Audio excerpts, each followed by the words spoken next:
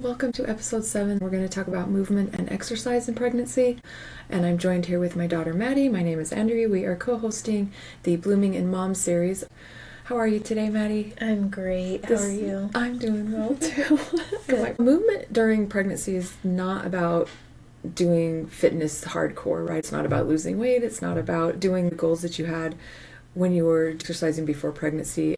What have you been doing, or what did you do in the first pregnancy? In the first pregnancy, we went lap swimming a lot, which is low impact, but super good for working out.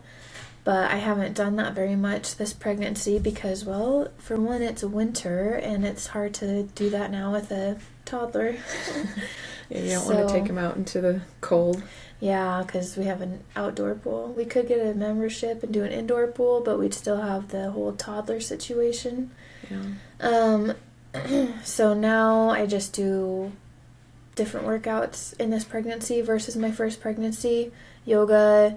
I really want to focus on weights this time, strengthening my lower back because in my first birth I felt a lot of back pain. And I feel like I was just too weak. And my hips as well, I feel like kept getting Charlie horses and cramps, and I feel like I was just too weak. I don't know. So I want to focus a lot on weightlifting and stretching, yoga. Did you do weightlifting beforehand? Yeah, a little bit. Yeah. Okay, so it's not anything new and that you're going to bring into it. Yeah, but nothing like too hardcore. Yeah. Well, that's great because we are going to talk about how swimming is the number one best exercise for women so nice. that are pregnant. So what we want to think about is how we can support the circulation during this time, how we can help strengthen that pelvic floor, your hips, your lower back, and obviously helping your body get prepared for what it's got to do. Exercise that hopefully help manage stress and anxiety, as well as keeping the body connected and responsive and helping your body build trust and confidence and becoming one with your body. Yeah. We want to talk about 4 daily foundational moves that are non-negotiable. These are the things that you need to do throughout pregnancy. Anything above and beyond that is yay. We're going to be talking about kegels, pelvic tilts, which is similar to the cat-cow in yoga, walking, and the butterfly position with your heels together and your knees out, and why these 4 foundational moves are good for pregnancy. Number 1, kegels. You should do 50 kegels in a day. Now that's hard to just sit and do 50 kegels.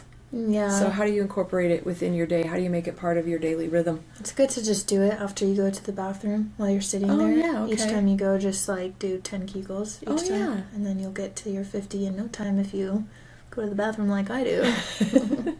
Well, that's a good idea. I didn't think about doing it as you're going to the bathroom. I was trying to think, okay, well, if I'm in the kitchen and I'm eating, think about kegels, but I mean, your focus is already down in that region when you're going to the bathroom, so just whip out a couple of kegels while you're sitting on the toilet. That is perfect. I love that.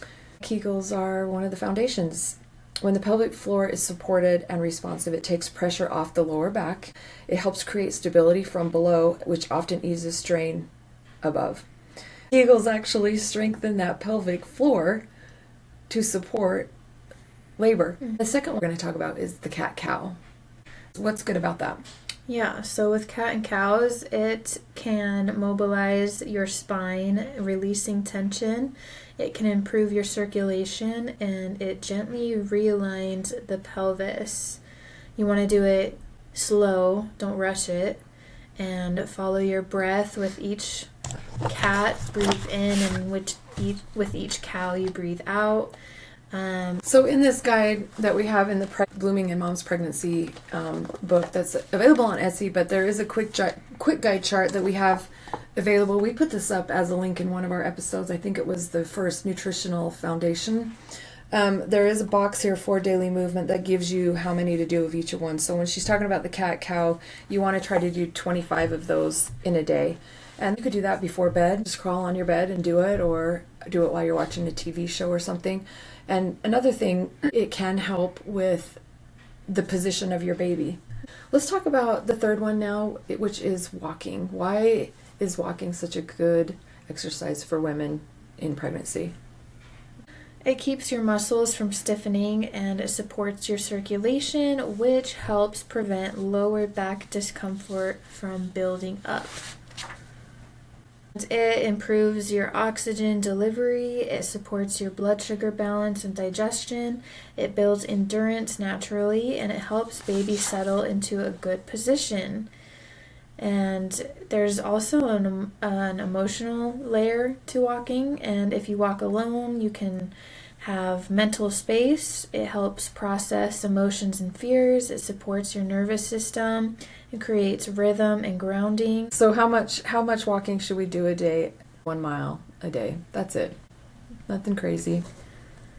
Yeah. So it's not just physical either when you're walking. There is a mental component, an emotional component where you can find clarity, calm, and connection with your baby. Walk and talk to your baby. Yeah, walk and talk to your baby.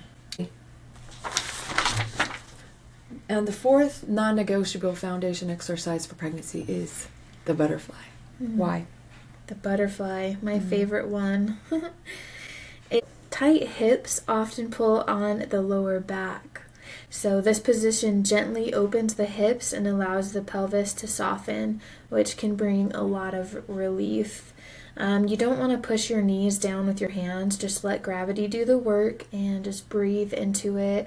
Fold over if you can. And the hips have a tendency to not just hold physical tension, but they can hold emotional tension as well. So this would be a helpful exercise to help release all of that. Mm-hmm. Now, those are the 4 foundations. We want to do 50 kegels during the day. We want to do 25 cat-cows. We want to walk at least a mile. And then the butterfly, do it for as long as you feel comfortable. I want to know how you incorporated all of these. Did you find areas that you struggled with? No, I actually really like all of these, so it was pretty easy to incorporate these. If you were to do pregnancy-related yoga, maybe on YouTube or something, a lot of these are already part of that? Mm-hmm. Oh, yeah. And yeah, that's really, really easy. I have 2 dogs, so I walk probably more than a mile a day. We go on a lot of walks, and my body loves it after every time. So every time my body feels very stiff, sore, or tired, I'll do yoga or we'll go for a walk, and you just feel really good after. For now, until I hit my 3rd trimester and I waddle.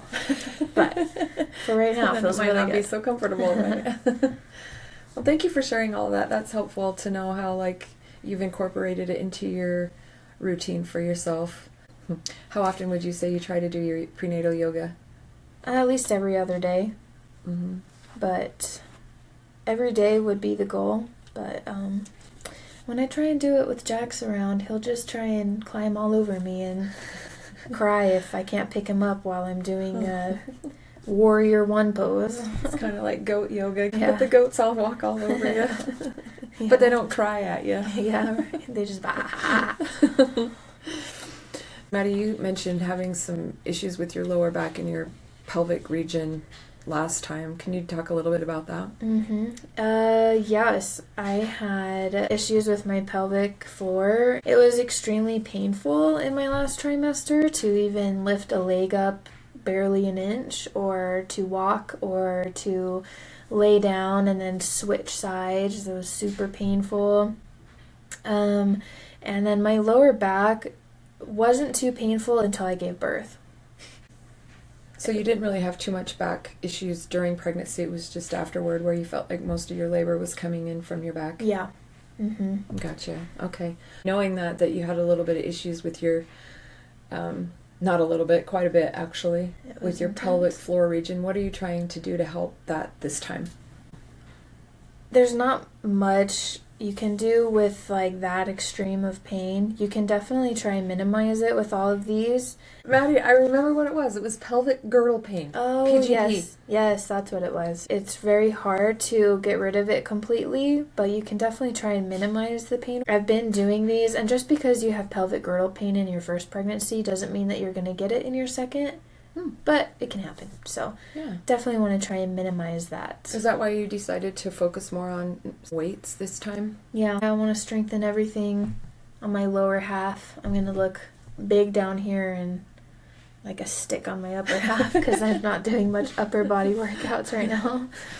Well, you bring up a good point because, we're laying down the foundation, but if you come already doing a routine, whether it's aerobics, running, that's okay to keep on that journey, but it's not a time for you to be like, you know what, I'm going to start running or I'm going to start an aerobics routine because I don't want to gain so much weight. Now's not the time for that. Now is the time to sort of settle into a very gentle routine. So keep that in mind. Anything that strains the body is out. So if you need to go down in weights, go down in weights. But what's more important at this time is not how much weight, it's the consistency over time. There is one other gentle movement that I want to introduce here that we haven't talked about. This is not a non-negotiable, but because of the lower back issues that's talked about amongst pregnant women, I wanted to bring in something that helped lower back discomfort, and that is the modified child's pose. Now, when you're doing your yoga, do they do that as well? Oh, yeah. You usually end in the child's pose and you get to just relax and sit there for a couple minutes. This is a really good way to relieve tension in the lower backs and the hips. It encourages circulation and it calms the nervous system. It's just a very calming position to be in, and it allows the spine to strengthen and the lower back to soften. So if you're ever feeling a little bit tight back there, maybe you just slip into a child's pose and use any support that you need, whether it's pillows, blankets, and continue to do that even through the third trimester. The body is changing, posture shifts, ligaments soften, and the pelvis is adapting to support a growing baby. Your center of gravity is shifting, and the abdominal muscles are stretching, and the pelvis and lower back are doing more work. Yeah, a lot of work. A lot of work, yeah. It doesn't mean that anything's wrong when you're feeling lower back discomfort, but just keep in mind your body is adapting. Before we wrap up, just want to touch on swimming. What did you like about it? What was special about that? Refreshed, lightweight, no pressure on any of your body parts, and you just feel like you get a really good workout in, even if you only do 4 laps. Yeah, well, you do, definitely. I love how you said refreshed, and for me, when I lap swim, I just love feeling that my body is just like so stretched out and elongated. When you're pulling your arms and you're kicking, it just feels so good to stretch the sides of your body, and it just, it sounds so it's nice great. right now, to be honest. No, we should do it. It does take the pressure off your joints. That is one of the benefits. It supports the weight of the belly, which is really nice. It allows full body movement without strain. It helps swelling and circulation, and often feels relieving late in pregnancy. What are some other alternative exercises that women can do? Besides yoga, walking, or swimming, you could do weightlifting. You could do Pilates if it's more gentle, because Pilates can be very intense, but it can be really good for you. If you're going to do any of those, just make sure it's just a gentle. You're not trying to push anything. Do something that you're going to enjoy doing that'll uplift you. Maddie mentioned being refreshed in the swimming pool. Do something that feels refreshing to you. That was nice. These movements that we talked about today are simple, but they are very powerful. Beautifully said. And on that note, thank you for joining us today. Thank you. On this episode of Movement and Exercise. And we will see you next time as we start our trimester series with the first trimester. Oh, exciting. Yes. That'll be fun. Yes, it will. Okay. Thank you. Bye. Bye.